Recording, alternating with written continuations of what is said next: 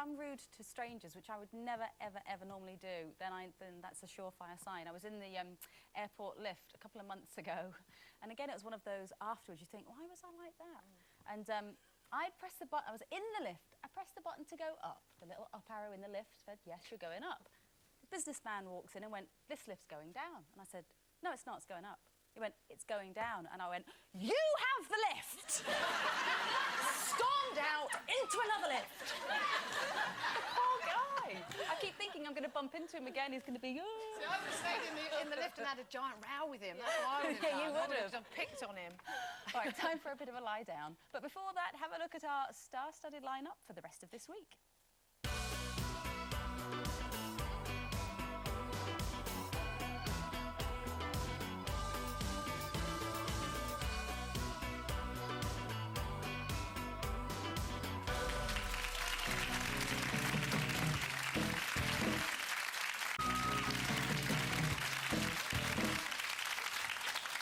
Welcome back to the first Loose Women of this week. Now, today's Guardian features an article written by a young asexual man who recently got hitched to his asexual wife. They're very happily married, they say, but are both still virgins and say that at the moment they don't have plans to change that. So, imagine, a life without sex. Could it actually be more trouble than it's worth? Denzi? Oh, me? Right. Well, I think that there are... I mean, I would hate the thought of a life without sex. Tim would say that he has one, but I've had many a happy jiggy jigs time in my life. So I would hate the thought of it. But I know of certain couples who have decided that maybe they've sort of grown out of each other or whatever. But the pressure on them to have sex still exists by society because you should. So they've taken the sex out of their marriage and they have a celibate marriage. And they have said that they have gone on to have a long and happy life. However, that doesn't mean the same as asexual, which I think means that you just don't have never... Never even wanted it. Never even wanted it and don't have a sex drive at all. Yeah, which I can't imagine. But then again, as I say, if you've never had it, you maybe don't miss it. It's difficult to imagine. I've got a friend who's asexual, actually, and in all the years I've known her, it's that thing of... It's not just the fact she's never had a boyfriend or all of that, it's in all the years I've known her, she's never once said to me, God, he's nice, or he's attractive, or she's nice, you know, not one way or the other. And that's the weirdness to me. It's not the fact she doesn't want sex. Close friendships it's the fact that she doesn't even look at anyone in any form of attractive sexual way. Sort of no desire to have that kind of bond, really. Well, I don't know why she's telling me. No, exactly. All the people in the world to discuss it with. But I mean, even sort of putting aside the fact of being asexual and not being interested in or ever having, you know, the sex act, would that not rob you then, especially as a woman, of, you know, that lovely feeling you get when you're all dressed up and feeling feminine and sort of enjoying being sexy? I think so. There was a period that I went through where it's not obviously being asexual, but I had absolutely zilch libido. So I was not finding other people attractive and they just weren't finding me attractive. But it sort of did take a pressure off because prior to that I'd been going through that thing of, oh, do you become invisible when you're a certain age? So I actually went, I went to the to see a hormone guy who gave me testosterone gel. Just to put a little tiny bit of testosterone gel. I mean, a man would have like a whole tube and you just have to have a little tiny bit. And I had to hide it from Tim because I thought I'll wake up covered from head to foot. In me gel. Did it work? I think it did work, yeah. I think life can be much less complicated without sex. Well, you should know. Well, I should know. No, exactly. I mean, today would be a good day to be completely asexual because, you know, I have been kind of portrayed in one of the papers as more or less a sex pest, which I would love to be, but, you know, I'm quite not. But I did go through a phase of not being asexual, but definitely celibate for a very long time.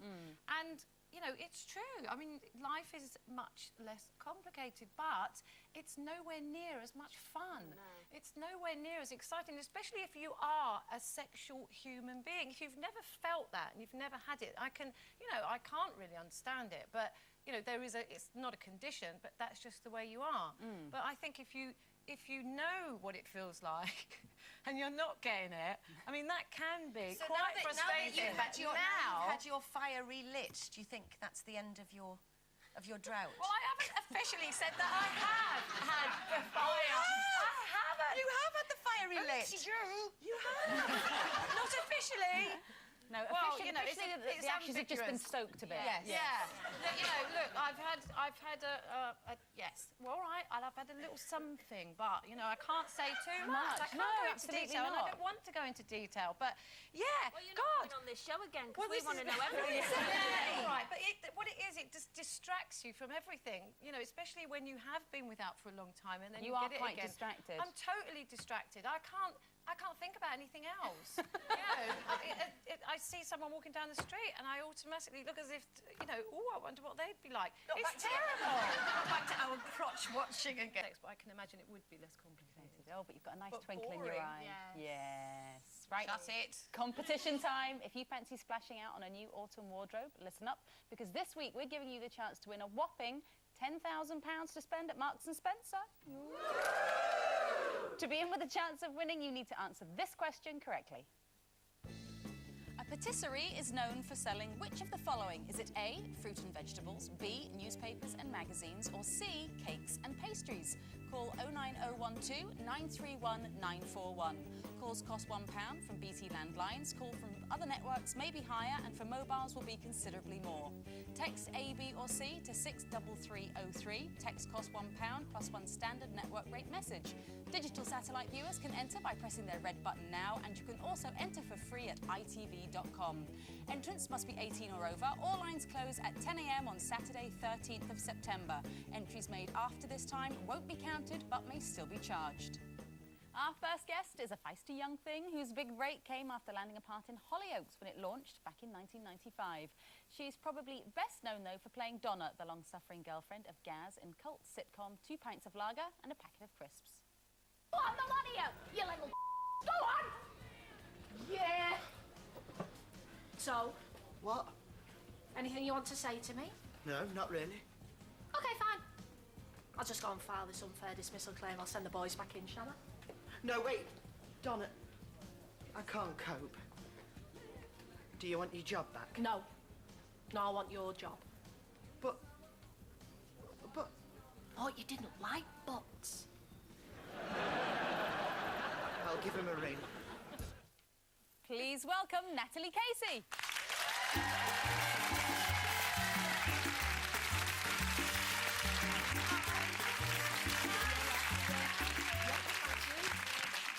Oh, you're looking very glam. Nice. It's a bit weird though, standing at the top of those stairs, isn't it? Like, hello, hello, and then having to come down and sit down. Slightly weird. Never really done that before, yeah. It's like a ceremonial thing. Do you know what I mean? Yeah, it's weird. Do you get recognised a lot when you're out and about? Well, I live in London, so you could be on fire and nobody would care, I think. But it just depends. It depends where you go, I suppose. But yeah, we're on to the 8th series. Well, when we start again next year, it'll be the 8th series. Yeah. So, yeah. Have you started Thank the you. 8th yet? So sorry. No, we start in January. Right. Yeah. So I think because there's been quite a few series now, because it's always being repeated, a lot of people know us now. So more so now than ever before, I think. And are you happy to sort of keep on going with that for as long as they're happy to make it? Well, or- yeah, I think as long as we all get along and people still want to watch it, if your viewing figures drop, then you stop doing it. There's no point being an idiot about it. Do you know what I mean? But I think that You if do people